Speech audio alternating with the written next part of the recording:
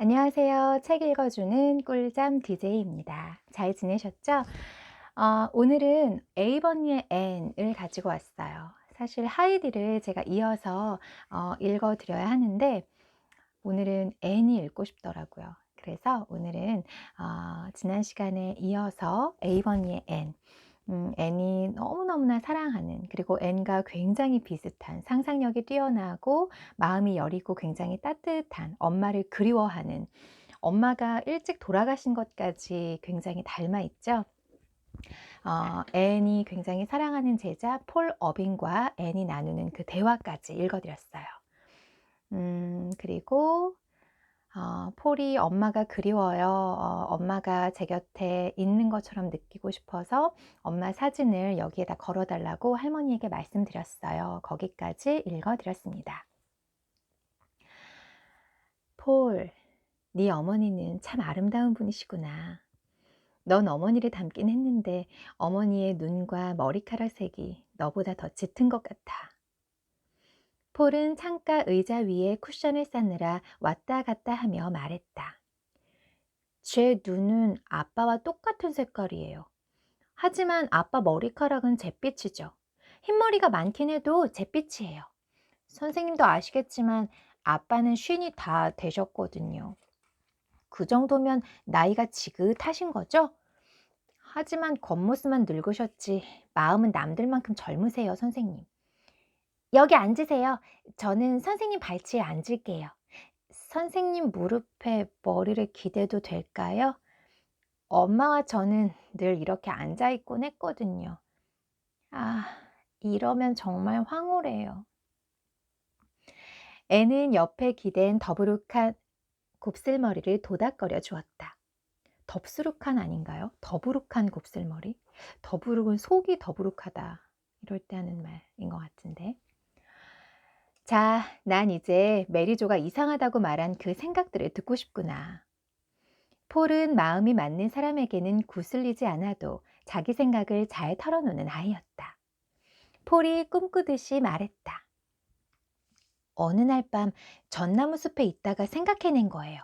물론 그걸 진짜 믿는 게 아니라 상상하는 거죠. 무슨 말인지 선생님은 아시죠? 그러자 누군가에게 그걸 들려주고 싶었는데 메리조 누나밖엔 아무도 없었어요. 전 식품 저장실에서 빵 반죽을 하고 있는 메리조 누나 옆에 앉아 말을 걸었죠. 누나, 내가 무슨 생각을 하는지 알아? 난 저녁 서쪽 하늘에 뜨는 금성이 요정나라의 등대라고 생각해. 그랬더니 메리조 누나가 이렇게 말했어요. 글쎄, 넌 좀 이상해. 요정 같은 게 세상에 어딨담? 저는 무척 화가 났어요. 물론 저도 요정이 없다는 건 알아요. 하지만 있다고 상상하는 걸 막을 필요는 없잖아요. 선생님은 아실 거예요. 어쨌든 전 아주 참을성 있게 다시 말했어요. 그럼 누나, 이런 생각은 어때? 해가 지면 몸집이 크고 키도 큰 하얀 천사가 빛나는 은빛 날개를 접고 세상 위로 걸어와서 꽃과 새들에게 자장가를 불러주는 거야. 어린아이들도 듣는 법만 안다면 천사의 자장가를 들을 수 있어.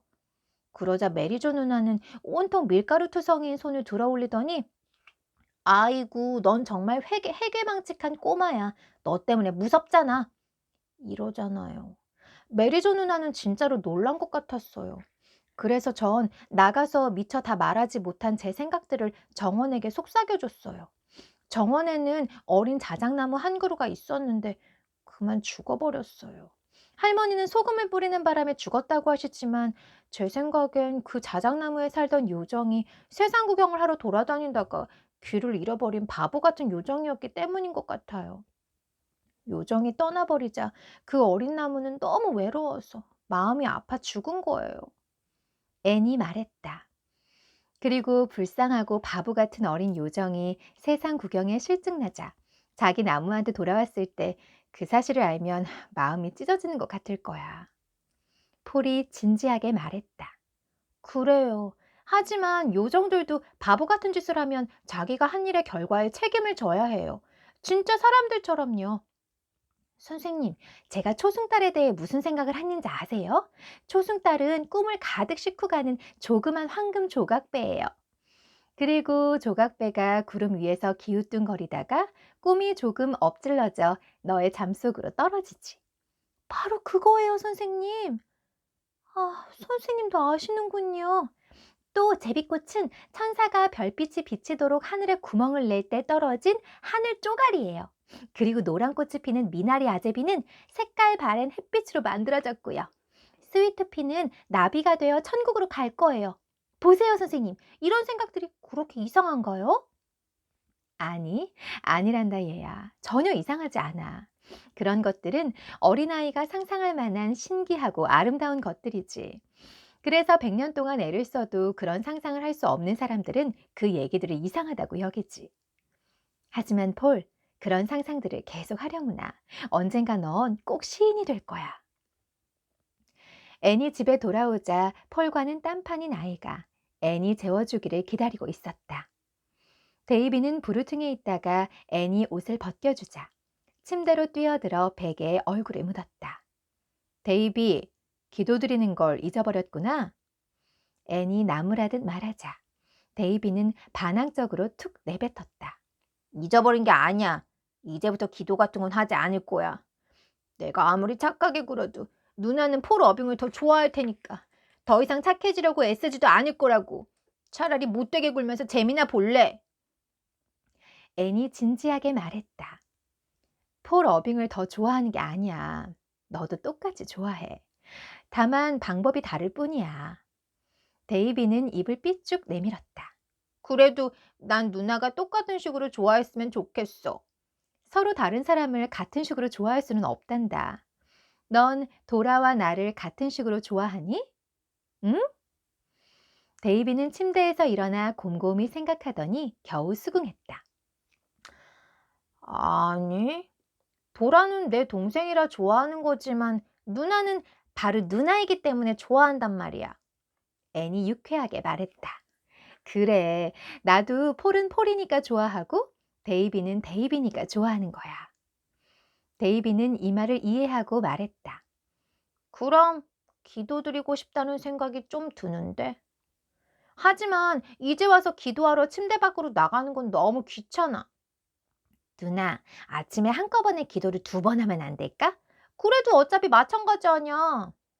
아니, 애는 그건 마찬가지가 아니라고 정확하게 말해주었다. 결국 데이비는 침대에서 기어나와 앤 옆에 무릎을 꿇고 앉았다. 기도를 마치고 나서 데이비는 조그마한 갈색 발뒤꿈치를 들고 서서 앤을 올려다보았다. 누나, 난 전보다 더 착해졌다. 앤은 믿을 만할 때는 주저하지 않고 믿어주는 사람이었다. 그래, 넌 정말 착해졌어, 데이비. 데이비는 자신만만하게 말했다. 나도 내가 착해졌다는 걸 알아. 왜 그런지 말해줄게. 오늘 마릴라 아주머니가 도라와 내게 하나씩 먹으라고 빵 2조각과 잼을 주셨거든. 그중 하나는 다른 것보다 훨씬 컸는데 아주머니는 어느 게 내 거라고는 말씀을 안 하셨어. 그래서 난 큰 걸 도라에게 줬어. 참 잘했지, 누나. 아주 잘했어. 정말 사내답구나, 데이비. 데이비는 고개를 끄덕였다. 물론이야. 도라는 별로 배고프지 않다고 반쪽만 먹고는 나한테 줬어. 하지만 내가 도라한테 큰 빵을 줄 때는 그러리라고 미리 생각하지 않았으니까 난 착한 거지.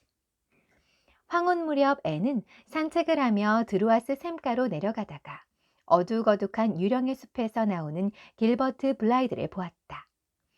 앤은 새삼스레 길버트가 더 이상 어린 남학생이 아니라는 사실을 깨달았다. 딱 바라진 어깨에 맑고 솔직한 눈을 가진 길버트는 키가 훤칠하고 진솔한 표정의 청년으로 무척 남자다워 보였다. 앤은 길버트가 자기 이상형은 아니지만 참 잘생긴 청년이라고 생각했다. 오래전에 앤과 다이애나는 어떤 남자를 동경하는지 결론을 내렸는데 둘 다 취향이 비슷했다. 그 남자는 키가 아주 크고 수수께끼 같은 우스어린 눈동자에 분위기 있고 다정다감한 목소리를 가진 뛰어난 미남자였다. 길버트의 얼굴에는 우스어린 빛이나 수수께끼 같은 면은 없었다. 그렇지만 그런 점은 물론 길버트와의 우정에 아무 문제도 되지 않았다. 길버트는 드루아스 샘 가장자리에 핀 고사리들 위에 앉아서 친근한 눈길로 앤을 바라보았다. 길버트에게 이상적인 여인상을 말하라고 한다면 그의 묘사는 하나하나 앤과 일치했을 것이다. 심지어 여전히 앤의 마음을 괴롭히는 성가신 존재인 조그마한 죽은 깨 7개마저도. 길버트는 아직 소년이나 다름없었지만 다른 사람들처럼 꿈을 가지고 있었다. 길버트의 미래는 맑고 큰 잿빛 눈동자와 꽃처럼 섬세하고 우아한 얼굴을 가진 소녀와 늘 함께했다. 더욱이 길버트는 자신의 미래가 사랑하는 여성에게 어울리는 것이어야 한다고 마음을 굳혔다. 조용한 에이버니에서도 오다 가다 보면 사귀자는 유혹이 있었다. 화이트 샌즈 젊은이들은 다소 방종한 생활을 즐겼고 길버트는 어디에 가든 인기가 있었다. 그러나 길버트는 앤과의 우정, 그리고 언젠가 맺어질 사랑에 부끄럽지 않게 자신을 지키려고 했다. 그래서 마치 앤의 투명한 눈동자가 판결을 내리기라도 하는 듯 자신의 말과 행동과 생각에 빈틈없이 주의를 기울였다. 이상이 높고 순수한 소녀들이 자기 친구에게 무의식적인 영향을 미치는 것처럼 앤도 길버트를 감화시켰던 것이다. 그런 영향력은 앤이 자신의 이상에 충실할 때에만 지속되는 것이며 이상에 불성실하면 곧 잃어버리는 그런 것이었다. 길버트가 보기에 앤의 가장 큰 매력은 대부분의 에이버니 소녀들처럼 사소한 시기심이나 작은 속임수, 경쟁, 호감을 사려는 뻔한 노력과 같은 자질구레한 일상에 눈을 돌리지 않는다는 점이었다.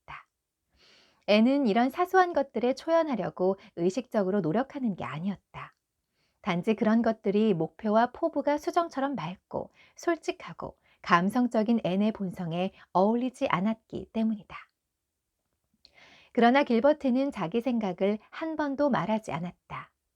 앤이 그 어떤 감상적인 시도도 초장에 차갑고 매정하게 꺾어버릴 것을 너무나 잘 알고 있었던 것이다. 아니면 자신의 비웃을지도 모르는데 그건 10배나 더 좋지 않은 일일 것이다.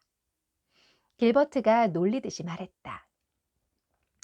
그 자작나무 아래 있으니까 정말 요정 같은데?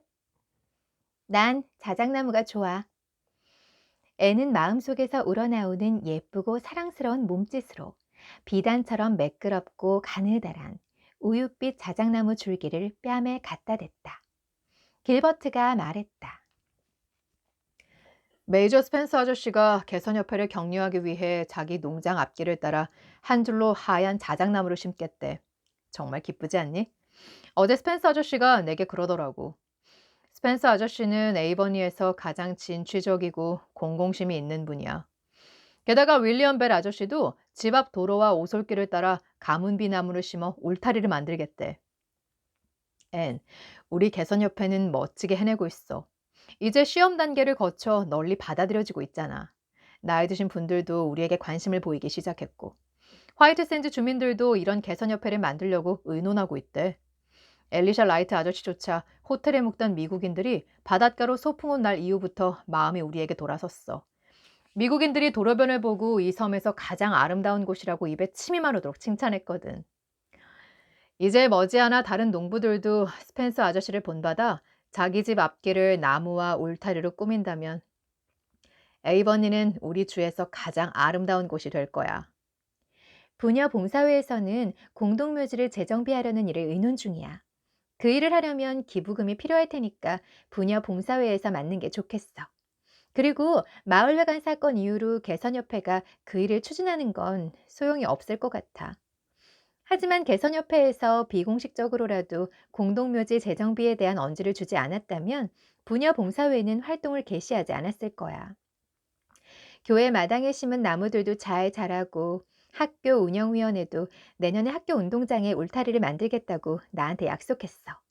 그렇게만 된다면 나무 심는 날을 정해서 모든 학생들이 나무를 심도록 할 거야. 그러면 도로 옆 모퉁이에 정원이 생기는 거야. 볼터 아저씨네 낡은 집을 없애는 것만 빼고 지금까지 우리 계획은 거의 다 성공했어. 볼터 아저씨한테는 나도 두 손 들었어. 그분은 우릴 약 올릴 셈으로 그 집을 헐지 않는 거야. 볼터 가문엔 원래 청개구리 기질이 좀 있는데 그 할아버지한테서 제대로 나타난 거지. 앤이 사려 깊게 말했다.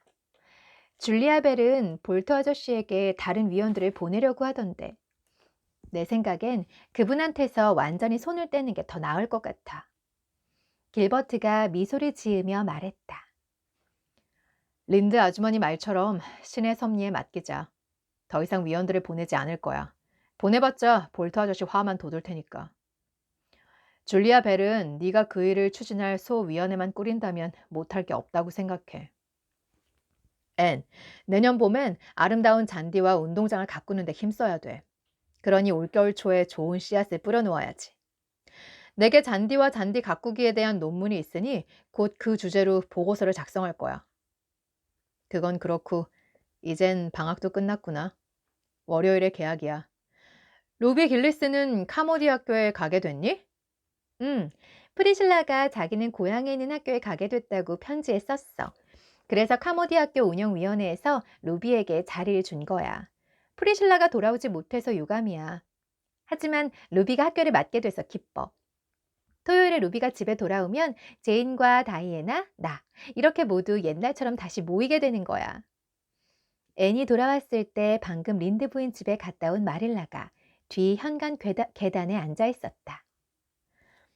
레이첼과 난 내일 시내 이곳저곳에 돌아다니기로 했다. 린드 씨가 이번 주에 몸이 좀 괜찮아졌다구나.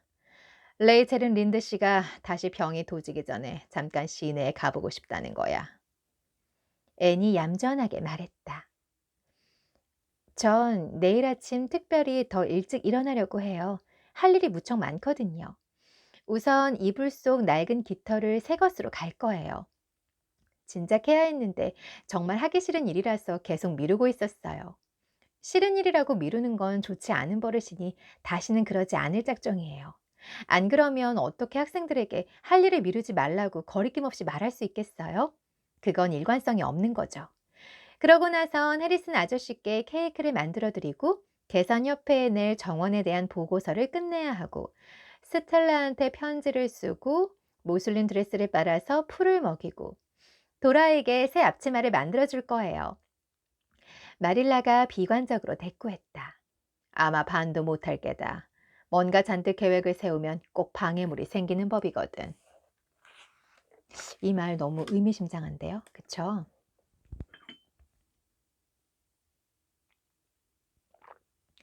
그 다음 챕터 20. 종종 생기는 일. 애는 다음날 아침 일찍 일어나서 기분 좋은 하루를 맞이했다. 진주빛 밝은 하늘로 태양이 당당히 떠올랐다. 초록지붕집에는 햇살이 가득했고 버드나무와 포플러나무 그림자가 춤추듯이 어른거렸다. 샛길 너머로는 해리슨 씨의 옅은 황금빛 밀밭이 바람에 일렁이며 드넓게 펼쳐져 있었다. 애는 세상의 아름다움에 흠뻑 취해 정원 문가를 이리저리 거닐며 행복한 10여 분을 보냈다. 아침 식사를 마치고 마릴라는 떠날 채비를 했다. 도라도 오래전에 이 즐거운 일을 약속했기에 마릴라와 함께 가기로 했다. 마릴라가 엄하게 데이비를 타일렀다. 자, 데이비, 앤을 귀찮게 하지 말고 얌전히 굴어야 한다. 착하게 있으면 올 때 줄무늬 막대 사탕을 사다 주마.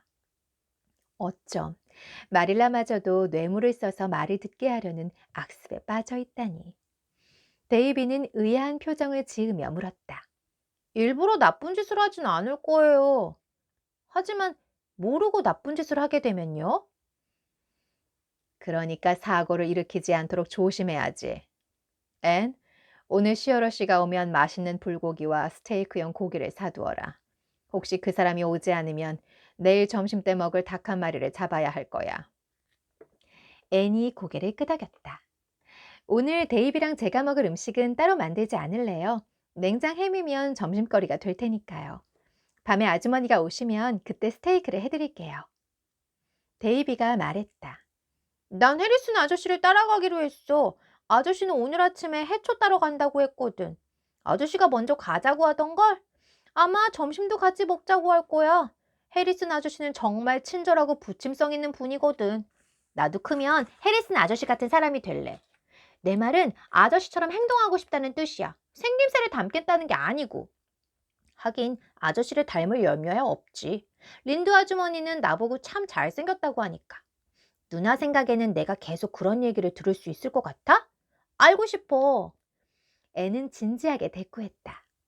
아마 그럴 거야. 넌 잘생겼어, 데이비.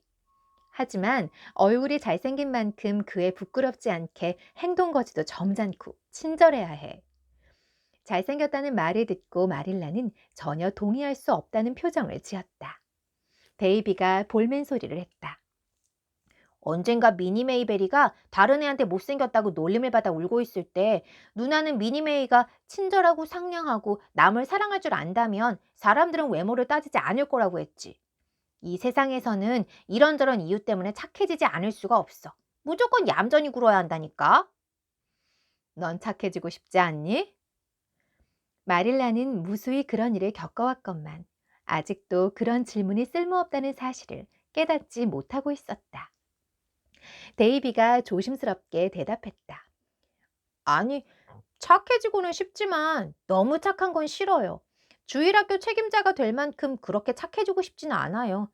벨 장로님 말이에요. 그 아저씨는 정말 나쁜 사람이에요. 마릴라는 화가 나서 말했다. 절대 그렇지 않아. 장로님이 부르 그랬는걸요? 지난주 주일학교에서 기도하면서 그랬단 말이에요. 자기는 벌레같이 타락한 인간이고 가련한 죄인이며 사악한 죄를 저지른 사람이라고요. 마릴라 아주머니, 도대체 그 아저씨는 무슨 죄를 저지른 거예요? 사람을 죽였나요? 아니면 헌금한 돈을 훔쳤나요? 그 순간 다행히도 린드 부인이 샛길로 마차를 몰고 들어오자 마릴라는 사냥꾼의 덫에서 빠져나오는 기분을 느끼며 서둘러 자리를 떴다. 마릴라는 벨 장로가 특히나 호기심이 많은 꼬마들이 듣는 데서 기도할 때는 비유적인 표현을 많이 쓰지 않기를 진심으로 바랐다. 애는 즐거운 기분으로 혼자 남아 열심히 일을 했다.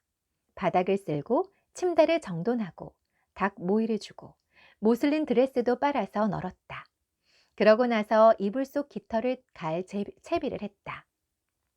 애는 다락에 올라가서 손에 잡히는 대로 낡은 옷을 꺼내 입었다. 14살 때 입었던 감색 캐시미어 원피스는 확실히 조금 짧은 데다 애니 초록 지붕집에 처음 올 때 입었던 그 유명한 면모 교직물 원피스만큼이나 몸에 꼭 끼었다. 하지만 이불 속 깃털이 파고들 만큼 천이 상하지는 않았다. 애는 빨갛고 흰 물방울 무늬가 있는 메쉬의 커다란 손수건을 머리에 두르고 몸단장을 마친 후 부엌 방으로 갔다.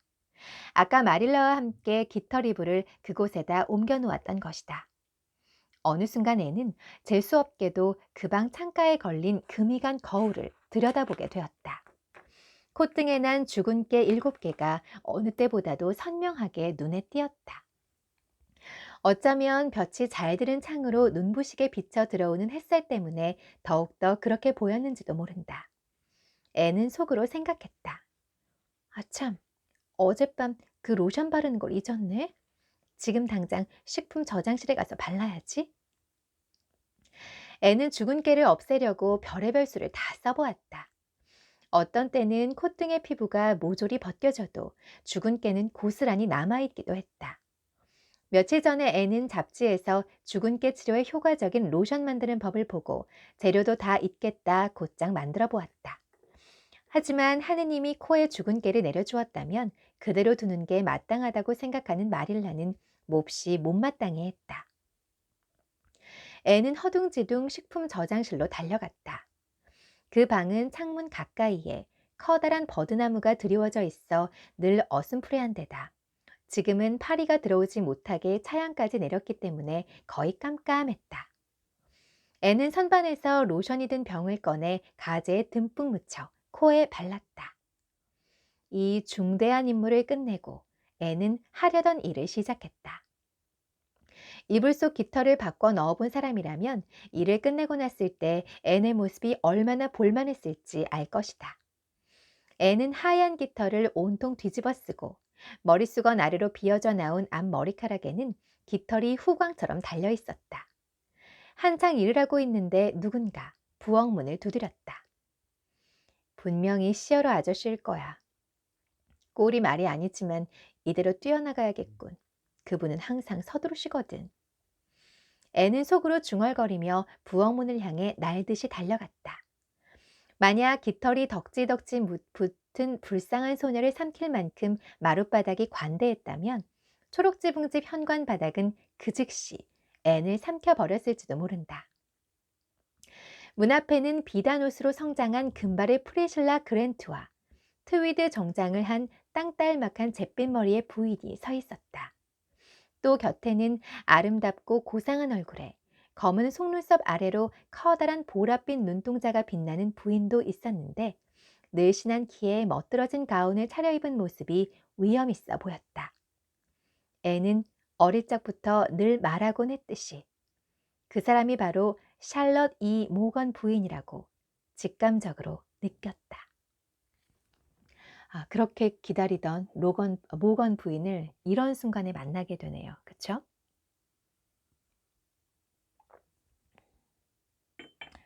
그렇게 열심히 집을 정돈하고 예쁜 모슬린 옷을 입고 정성스럽게 식사를 준비했을 때는 안 오셨는데, 그쵸?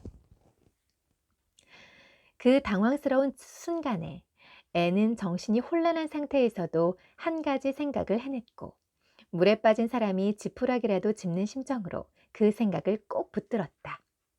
모건 부인의 소설에 나오는 여주인공들은 모두 위급할 때 수완을 발휘하기로 유명했다. 어떤 곤경에 빠져도 변함없이 재치를 발휘하여 때와 장소를 가리지 않고 덮치는 불행을 극복해가는 뛰어난 능력을 보여주곤 했다. 그래서 애는 위급한 상황에서는 수완을 발휘해야 한다고 생각하고 그렇게 행동했다. 그때 앤의 태도가 얼마나 완벽했던지 나중에 프리슬라는 그 순간만큼 앤 셜리에게 감탄한 적은 없다고 말했을 정도였다. 앤은 어쨌든 속마음은 드러내지 않았다. 앤은 마치 세련된 자줏빛 예복이라도 차려입은 양 차분하고 침착하게 프리실라에게 인사하고 같이 온 손님들을 소개받았다. 앤이 직감적으로 모건 부인이라고 느꼈던 사람은 생면부지의 벤 텍스터 부인이고 오히려 잿빛 머리의 땅딸막한 사람이 모건 부인이라는 사실을 알게 된 것은 확실히 약간 충격적이었다. 그러나 워낙 큰 충격에 빠져있던 참이라 그 충격은 곧 가셨다. 앤은 손님들의 손님방으로 맞아들여 응접실로 안내했다. 그러고는 서둘러 나가서 프리실라가 마구를 벗기는 것을 거들었다. 프리실라가 사과했다. 이렇게 불쑥 찾아와서 너무 놀랐지. 하지만 나도 어젯밤에야 여기 올 걸 알았어. 원래 샬럿 고모는 월요일에 떠날 예정이라 오늘은 시내에 사는 친구와 함께 보내기로 약속했었대. 근데 어젯밤에 그 친구한테서 전화가 왔는데 그곳은 급성 성홍열 때문에 출입을 금하고 있으니 오지 말라고 했다는 거야. 그래서 내가 여기 오자고 했지. 네가 고모를 무척 만나고 싶어 했잖아. 오다가 화이트 샌즈 호텔에 들러 펜텍서 부인과 함께 이리로 온 거야. 그분은 뉴욕에 사는 고모 친구인데 남편이 백만장자래. 펜텍서 부인은 5시까지 호텔에 돌아가야 하니까 오래 머물지는 못할 거야. 말을 다른 곳에 메어놓다가 애는 프리실라가 곤혹스러운 표정으로 자꾸 자기를 훔쳐보는 것을 눈치챘다. 애는 좀 화가 나서 속으로 중얼거렸다. 저렇게 쳐다볼 것까진 없는데 이불에 깃털 바꾸는 일이 어떻다는 걸 모르면 상상이라도 할 수 있잖아. 프리실라는 응접실로 갔다. 그리고 앤이 2층으로 올라가려는데 다이애나가 부엌으로 들어왔다. 앤은 자기 꼴을 보고 깜짝 놀라는 친구의 팔을 잡았다. 다이애나 베리, 지금 응접실에 누가 있는지 알아? 샬럿 이 모건 부인이야. 그리고 뉴욕의 백만장자 부인도 와 있고. 근데 난 이런 꼴이야. 게다가 집에는 식사로 대접할 게 냉장 햄밖에 없어, 다이애나. 그러나 애는 다이애나도 프리실라처럼 어쩔 줄 모르는 표정으로 자기를 빤히 쳐다보는 것을 깨달았다. 애는 무척 난처해졌다. 앤이 간절하게 말했다. 어, 다이애나, 그렇게 쳐다보지 말아줘. 아무튼 세상에서 가장 깔끔한 사람이라도 이불 속 깃털을 꺼내 새로 갈아 넣으면서 계속 깔끔하게 있을 순 없어. 다이애나가 머뭇거리며 말을 더듬었다. 그게 깃털 말고 네 코 말이야. 내 코? 다이애나, 뭔가 잘못됐구나. 애는 개수대 위에 달린 작은 거울 쪽으로 쏜살같이 달려갔다. 곧 가혹한 현실이 드러났다. 앤의 코가 시뻘건 것이었다. 마침내 앤은 용기를 잃고 소파에 털썩 주저앉았다. 어떻게 된 거야?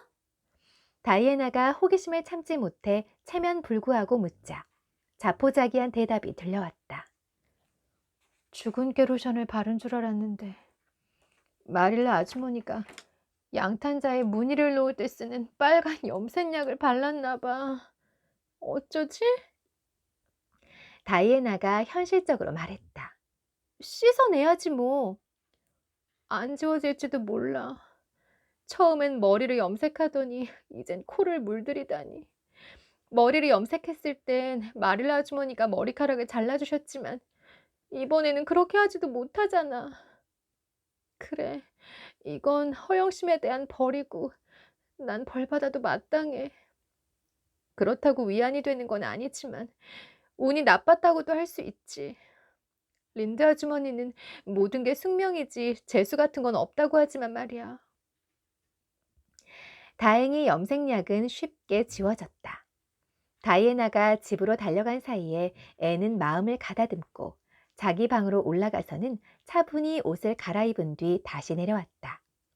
앤이 그렇게 입고 싶어 했던 모슬린 드레스는 빨랫줄에서 펄럭이고 있었기 때문에 앤은 까만 고급 무명 옷으로 만족해야 했다. 앤이 불을 피워 차를 끓이고 있을 때 다이애나가 돌아왔다. 다이애나는 그래도 흰 모슬린 드레스를 차려입고 뚜껑이 덮인 접시를 들고 왔다. 다이애나는 뚜껑을 열고 먹음직스럽게 잘라놓은 닭고기를 감지덕지 않은 앤에게 보여주며 말했다. 엄마가 보내신 거야. 닭고기는 맛 좋은 버터와 치즈를 곁들여 갓 구운 빵과 더불어 식탁에 올랐고 마릴라가 만든 과일 케이크와 여름 햇살을 응고시킨 듯한 황금빛 시럽에 띄운 자두 통조림도 놓였다. 그리고 분홍과 하얀 곽꽃 하나름으로 식탁 주위를 장식했지만 그래도 차려놓은 음식이 지난번 모건 부인을 위해 공들여 준비했던 때보다는 아주 빈약했다. 그러나 마침 시장했던 손님들은 차린 게 없다고 생각하지는 않는 것 같았다. 그 간소한 음식을 매우 맛있게 먹었던 것이다. 그래서 앤도 곧 음식에 대해서는 신경 쓰지 않게 되었다. 모건 부인의 외모는 부인의 충실한 숭배자들조차 인정할 수밖에 없었듯이 다소 실망스러울 수도 있었다. 그러나 모건 부인은 아주 유쾌하게 대화를 이끄는 사람으로 여러 곳을 두루 여행한 데다 워낙 훌륭한 이야기꾼이었다. 모건 부인은 많은 사람들을 두루 만났으며 이런 자신의 경험을 듣는 사람들로 하여금 마치 멋있는 책에 나오는 한 등장인물에게 귀 기울이고 있는 것처럼 느끼게 하는 재치 있고 간결한 문장과 경구로 들려주었다. 그러나 모건 부인의 번뜩임 그 저변에는 부인의 경탄할 만한 재치만큼이나 쉽게 호감이 가는 참되고 여성스러운 동정심과 상냥한 마음씨가 흐르고 있다는 것이 강하게 느껴졌다. 뿐만 아니라 모건 부인은 대화를 독차지하지 않았다. 말을 잘하는 만큼 능숙하게 다른 사람을 이야기에 끌어들일 줄도 알았다. 그래서 앤과 다이애나도 거리낌 없이 모건 부인과 이야기를 나누었다. 펜덱스터 부인은 눈과 입가에 미소를 머금고 있을 뿐 거의 말이 없었다. 그리고 닭고기와 과일 케이크와 통조림을 어찌나 아름답고 우아하게 먹는지 마치 신들이 먹는 음식과 감로수를 맛보고 있는 듯 했다. 앤이 나중에 다이애나에게 말했듯이 펜덱스터 부인처럼 성스러운 아름다움을 가진 사람은 이야기를 할 필요가 없었다. 그저 지켜보기만 해주어도 충분했다. 식사를 마친 후 모두들 연인의 오솔길과 제비꽃 골짜기와 자작나무길을 산책하고 다시 돌아와서 유령의 숲을 지나 드루아스 샘가에 앉아서 반 시간 동안 즐겁게 이야기를 나누었다. 모건 부인은 어떻게 유령의 숲이라는 이름이 붙었는지 알고 싶어 했다. 앤에게서 마녀가 돌아다니며 마술을 부린다는 저녁 어스름에 그 숲을 지나갔던 잊을 수 없는 극적인 이야기를 듣고 모건 부인은 눈물이 나오도록 웃었다. 손님들이 모두 돌아가고 다이애나와 둘만 남게 되었을 때 앤이 말했다. 정말로 지적인 담론과 탁 터놓은 따뜻한 교류였잖니? 그렇지? 모건 부인의 이야기를 듣는 것과 펜덱스터 부인을 바라보는 것 중 뭐가 더 즐거웠는지 모르겠어. 그분들이 올 것을 미리 알고 이것저것 대접하느라 시달렸다면 이보다 즐겁진 않았을 거야. 나랑 차 마시면서 오늘 일에 대해 얘기나 나누자. 아, 너무 재밌었겠다. 그쵸? 정말 열심히 준비한 그날은 너무 힘이 빠지고 정말 아쉬웠지만 이 생각지도 못한 서프라이즈 만남은 정말 즐거웠을 것 같아요. 그리고 쭉쭉쭉쭉 다이앤하고 얘기를 나누고 애는 몰래 굳게 결심했다. 다시는 예뻐지려다 실수하는 짓 따윈 하지 않겠어. 그런 일은 조심스럽고 꼼꼼한 사람들에게나 맞는 일이지. 나처럼 대책 없이 실수만 저지르는 사람에겐 어울리지 않아. 쓸데없이 그런 일을 하려 드는 건 분수를 모르는 짓이야. 이렇게 해서 죽은 깨를 없애려던 앤이 빨간색 코가 됐었다는 이야기까지 읽어드렸습니다. 제가 내일은 하이디 이야기 꼭 녹음해서 올려드릴게요. 들어주셔서 감사합니다.